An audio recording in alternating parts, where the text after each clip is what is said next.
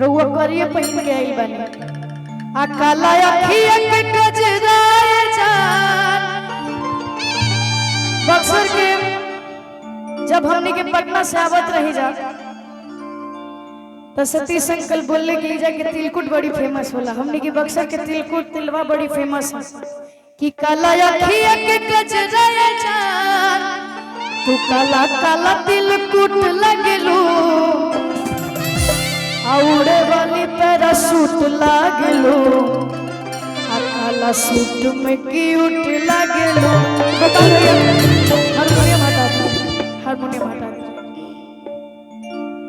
अभी के कि कश्मीर के फ्रूट लागलो आ काला सूट में क्यूट लागलो।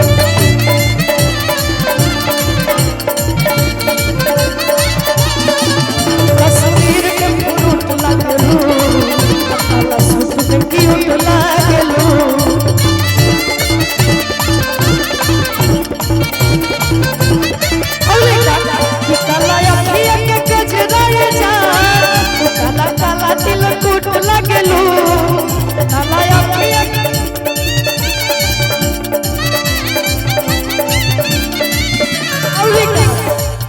कश्मीर के फ्रूट लागलो काला सूट में क्यूट लागलो।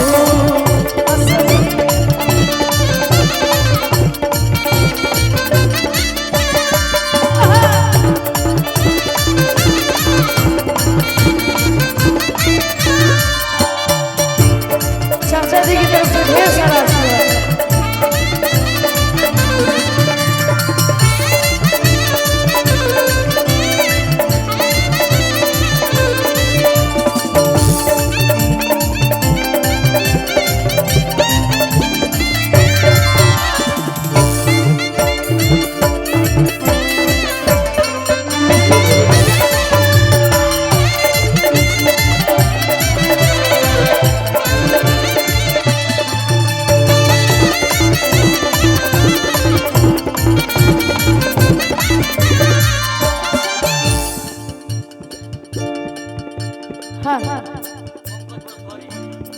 हमारे भोजपुरी इंडस्ट्री के काफी अच्छे राइटर पंकज वसुधरी जी की तरफ से ढेर सारा आशीर्वाद है।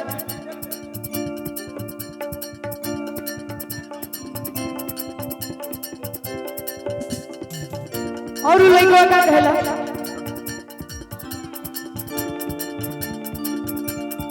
कि गजब तुहारी स्टाइल बाटे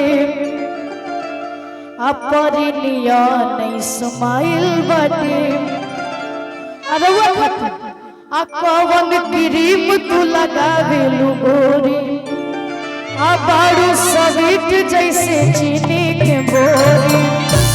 अबे कि भैया कैसे कि गजब तोहारी स्टाइल बाटे अपरिलिया नहीं स्माइल